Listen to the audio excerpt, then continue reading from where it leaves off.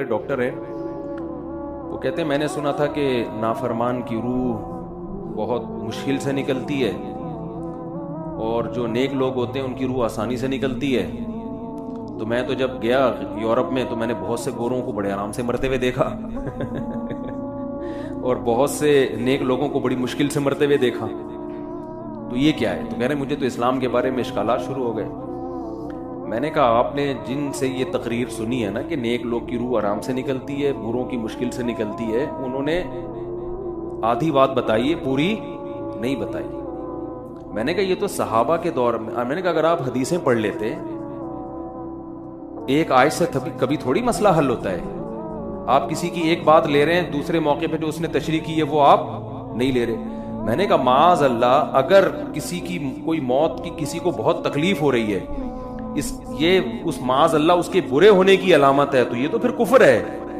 احادیث میں آتا ہے کہ آپ صلی اللہ علیہ وسلم کو موت کی تکلیف دوسروں سے زیادہ ہوئی ہے. آپ صلی اللہ علیہ وسلم فرمایا اوعکو کما یوعکو رجلان منکم, مجھے بخار میں اتنی تکلیف ہوتی ہے جتنی تم میں سے 2 آدمیوں کو ہوتی ہے. آپ پر جب بیماری آتی تھی نا, آپ کو تکلیف دوسروں سے زیادہ ہوتی تھی. اور امی عائشہ رضی اللہ تعالی عنہا فرماتی ہیں کہ نبی صلی اللہ علیہ وسلم کا سر مبارک میری گود میں تھا جب آپ کی روح نکلی ہے, اور آپ کی جو میں نے موت کی تکلیف دیکھی ہے, جس شدت میں آپ جس تکلیف میں تھے, اس کے بعد مجھے کسی کی موت کی جو آسانی سے کوئی دنیا سے گیا ہو نا, اس کے مرنے پر مجھے کبھی رشک نہیں آیا. رشک کا کیا مطلب کہ بھئی یہ اتنی آسانی سے چلا گیا تو اس کا مطلب یہ زیادہ اچھا تھا, اور معاذ اللہ آپ صلی اللہ علیہ وسلم کے اعمال کم تھے, تو یہ تو ممکن نہیں ہے نا. کہتے ہیں مجھے کبھی کسی پہ رش نہیں آیا کہ آرام سے مر گیا تو بہت نیک ہوگا. ٹھیک ہے نا, بہت مشکل ہے سمجھانا. امی عائشہ فرماتی ہیں کہ یعنی امی عائشہ کی حدیث کا مفہوم بیان کر رہا ہوں کہ نبی صلی اللہ علیہ وسلم کی موت کے وقت جو تکلیف کی حالت تھی, اس کو جب سے میں نے دیکھا ہے, تو امی عائشہ کی بات کا خلاصہ یہ ہے کہ اب اگر میں کسی کو دیکھتی ہوں نا کہ آرام سے روح نکل رہی ہے, یعنی آرام سے مر رہا ہے, دنیا سے جا رہا ہے, تو مجھے اس پہ رش نہیں آتا کیونکہ بہت نیک ہوگا. کیا مطلب؟ اس کا نیک عمل سے تعلق بولتے کیوں نہیں ہے. لیکن ہمارے ہاں سارا مدار کس پر ہے؟ مرنے کے بعد شکل کیسی ہے اس کی, آڑا ترشا ہو گیا تو جہنم میں جا رہا ہے, اس کا مطلب. اور اگر مرا ہوا ہے, دانت کھلے میں, ایسا لگ رہا ہے مسکرا رہا ہے, سیدھا کہاں جا رہا ہے؟ او بھائی, اگر خدا نخواستہ کوئی لکوے کا مریض تھا, کوئی فالج کا مریض تھا, وہ تو مرے گا تو اس کا تو بیچارے کا ہوگا تھوڑا سا چہرہ بھی ٹیڑھا ہو سکتا ہے, کچھ بھی ہو سکتا ہے, نیک لوگوں کا بھی ہو سکتا ہے. تو مدار کس پر ہے؟ اعمال پر. اور نیک لوگوں کو بعض دفعہ موت کے وقت ڈبل تکلیف دی جاتی ہے.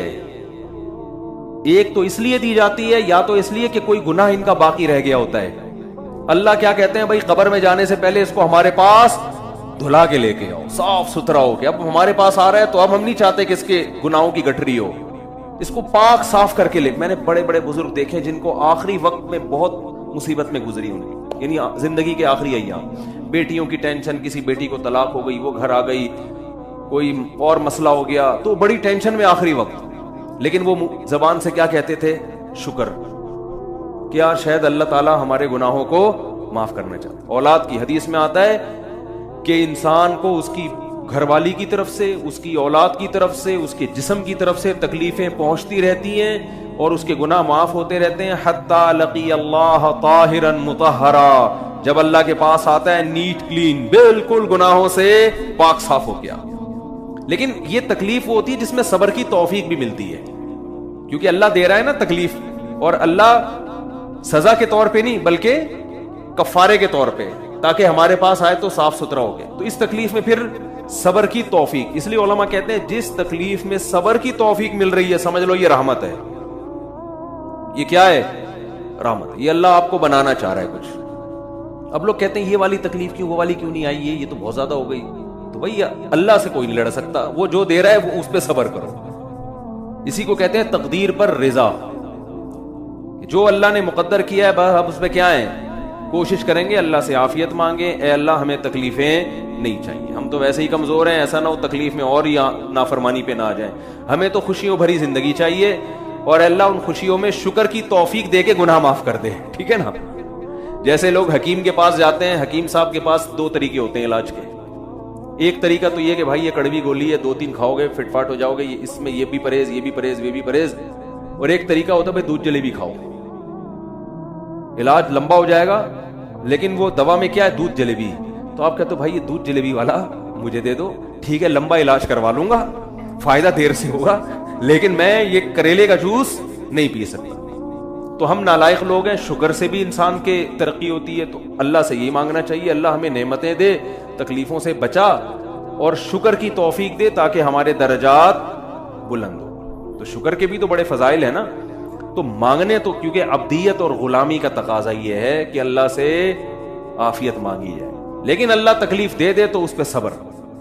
تو ہمارے نبی صلی اللہ علیہ وسلم کو ہاں یا تو اس لیے تکلیف ہوتی ہے گناہ معاف, یا اس لیے کہ درجات بلند.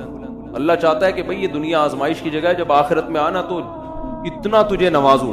تو ہمارے نبی صلی اللہ علیہ وسلم جنت میں آخرت میں سب سے اعلیٰ مقام کس کا ہوگا, سید الانبیاء محمد صلی اللہ علیہ وسلم, حضرت آدم سے بھی زیادہ, نوح علیہ السلام سے بھی زیادہ.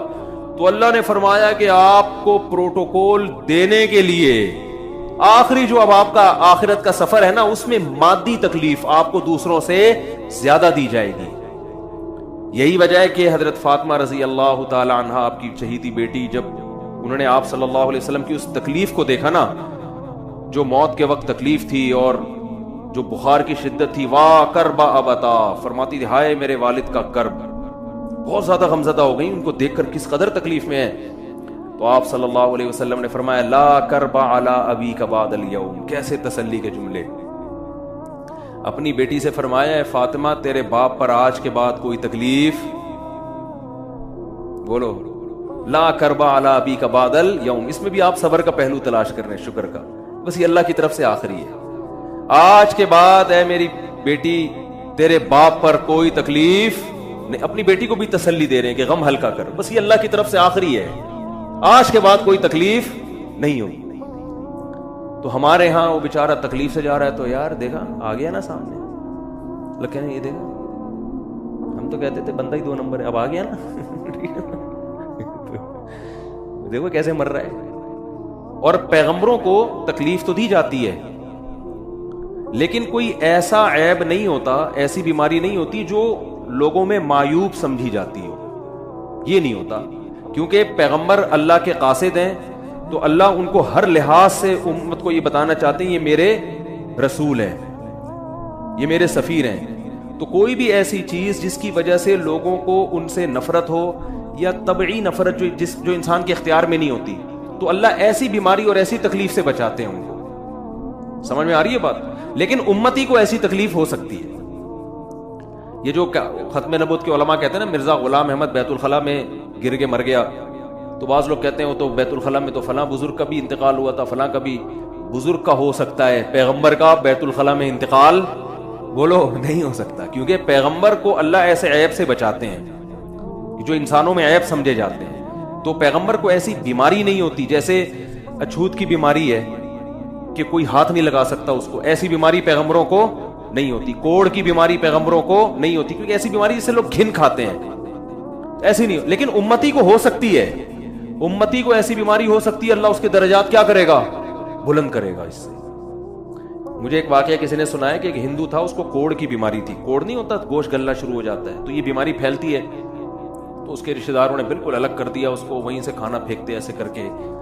کہیں تبلیغی جماعت گئی, ان کو پتا چلا, وہ بیٹھ گئے اس کے پاس جا کے, اس کو کھلا بھی رہے ہیں پلا بھی رہے ہیں.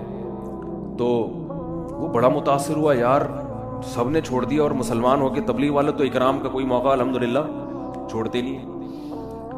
تو وہ مسلمان ہو گیا اور پھر اس کا انتقال ہو گیا تھوڑے دنوں میں. اب دیکھو اللہ نے جو اس کو کوڑ کی بیماری میں ڈالا, یہ بیماری اس کے لیے رحمت بن گئی کہ نہیں بن گئی. تو کفر کی حالت میں کوئی اچھا کام کیا ہوگا اس نے, اس کے بدلے میں اللہ نے اس کو کیا دے دیا, کوڑ کی بیماری. اب دنیا کہے گی یار عام کافر جو اچھے کام نہیں کرتے وہ تو فٹ فاٹ گھوم رہے ہیں, اور یہ تھوڑا بہت خیال کرتا تھا, اس کو اللہ نے کیا دے دیا, بھائی اس کو دیا اس لیے کہ اللہ کو پتا ہے کہ جی کوڑ میں ہوگا تو تبلیغ والے آئیں گے، اس کی آؤ بھگت کریں گے اور یہ کیا ہو جائے گا، اسلام میں داخل ہو جائے گا۔ تو اللہ کے کام ہے، یہ اللہ ہی بہتر جانتا ہے۔ تو بعض دفعہ اللہ تکلیف میں ڈالتے ہیں تاکہ آپ کے گناہ دھل جائیں۔ تو اس لیے موت کی جو تکلیف ہے نا، اچھا، اور عین ممکن ہے کوئی بہت بڑا بدماش ہو، بڑے آرام سے مر جائے گا، اور مرنے کے بعد ایسی خوبصورت اسکن ہو جائے اس کی، کیونکہ اسکن کی اچھے یا برے ہونے کا تعلق موسم سے ہے، جینے، ٹھیک ہے نا۔ جس کو برین ہیمریج ہوتا ہے تو چہرہ خراب ہوتا ہے، چاہے وہ نمازی ہو۔ میں نے ایسے پکے نمازیوں کو جن کی نماز کی حالت میں ڈیتھ ہوئی ہے، ان کو دیکھا موت کے بعد ان کا چہرہ کالا ہو گیا۔ یہ بری بات نہیں تھی، یہ کالا اس لیے ہو گیا کہ برین ہیمریج ہوا، رگ پھٹی ہے تو بلیڈنگ ہونا، اور ہارٹ اٹیک بھی ہوا پھر ان کو۔ تو ڈاکٹر کہہ رہے تھے ان کو جلدی دفناؤ کیونکہ یہ بہت جلدی ان کا جسم خراب ہو جائے گا۔ حالانکہ پھر میں نے خواب میں ان کو جنت میں بھی دیکھا صحیح ہے نا۔ تو خام خمانہ لوگوں نے یہ چیزیں بنائی ہوئی، تبھی میت کو چھپانے کا حکم ہے، کیونکہ اکرام کرنا ہے نا، تو چہرہ مرنے کے بعد بگڑنا شروع ہوتا ہے۔ یہ ہر ایک کا ہوگا، چاہے نیک ہو چاہے برا، تبھی تو حکم ہے کہ اس کو جلدی دفن کرو، کیونکہ اس کی توہین ہے اب لوگوں کے سامنے رکھنا۔ اور ہمارے کیا ہو رہا ہے، باقاعدہ مردوں کے ساتھ سیلفیاں چل رہی ہیں، ناک میں روئیاں ٹھوسی ہوئی ہیں اور ویڈیو بن رہی ہے اور زیارت ہو رہی ہے، لائن لگ لگ کے پبلک دیکھ کے جا رہی ہے۔ کیا جاہلانہ رسم ہے یار، کیا جاہلانہ۔ میت میں اور دلہن میں فرق ہونا چاہیے۔ دلہن کی منہ دکھائی ہوتی ہے، وہ محلے پڑوس کی عورتیں آتی ہیں، بھئی دلہن آئی ہے، بیوٹی پارلر کر کے دیکھ رہی ہیں، تو مردے اور دلہن میں اتنا تو فرق کرو، مردے کی بھی رونمائی ہو رہی ہے، تو یہ غلط رسم ہے۔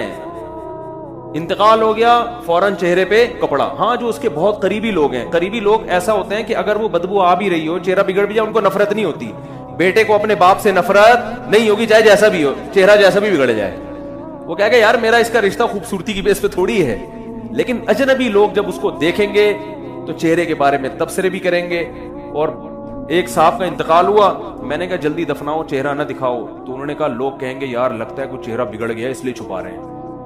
میں نے کہا اب تو اور چھپانا چاہیے، اس لیے کہ جس کا بگڑ جائے اس کو تو چھپائیں گے تو پھر لوگ یقیناً کہیں گے بگڑا ہوا چہرہ ہے، تو اس رسم ہی کو ختم کر دینا چاہیے۔ انتقال ہوا فوراً چہرے پہ کپڑا۔ ہاں، بیوی دیکھ سکتی ہے اپنے شوہر کو، یا بیٹے ہیں، یا اس طرح جو بھائی بہن ہیں قریبی، وہ دیکھ لیں، باقی پبلک سے چھپا کے اس کو فوراً کیا کرو، دفن۔ اب تو قبر میں جا کے بھی دکھا رہے ہوتے ہیں۔